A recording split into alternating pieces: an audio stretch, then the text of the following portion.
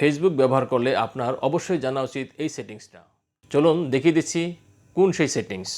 প্রথমেই আমি আমার মোবাইল ফোন থেকে ফেসবুকে চলে যাব।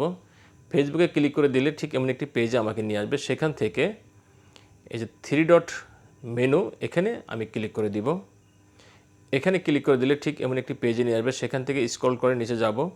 নিচে আপনারা দেখতে পাচ্ছেন এই যে সেটিংস অ্যান্ড প্রাইভেসি, এই সেটিংস অ্যান্ড প্রাইভেসিতে ক্লিক করে দিব। এখানে ক্লিক করে দিলে ঠিক উপরে দেখতে পাচ্ছেন এই সেটিংসে ক্লিক করে দিলে এমন একটি পেজে নিয়ে আসবে। সেখান থেকে স্ক্রল করে নিচে যাবেন। নিচে গিয়ে দেখতে পাবেন এই যে কন্টেন্ট প্রিফারেন্স, এই কন্টেন্ট প্রিফারেন্সে ক্লিক করে দিব।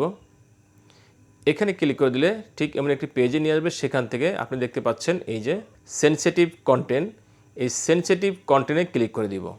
এখানে ক্লিক করে দিলে দেখুন লেখা আছে শো লেস, এখানে ডিফল্ট লেখা আছে। আপনি এখানে এই শো লেসে ক্লিক করে দিবেন। শো লেসে ক্লিক করে দিয়ে সেভে যাবেন। যখন সেভ করে দিবেন এরপরে আপনি এখানে ওকে দিয়ে দিবেন। দেখুন এখানে লেখা আছে সেক্সুয়াল সাজেস্টিভ কন্টেন্ট অথবা content violent or graphics content, অর্থাৎ যে কন্টেন্টে রক্তপাত থাকে সেই ধরনের কন্টেন্ট আপনার আর মোবাইলে শো করবে না। এই জন্য আপনি এখানে ওকে দিয়ে দিবেন। তাহলে এরপর থেকে আর কোনো সেক্সুয়াল কন্টেন্ট অথবা কোনো ভায়োলেন্স জাতীয় কোনো কন্টেন্ট আপনার ফেসবুকে আর শো করবে না।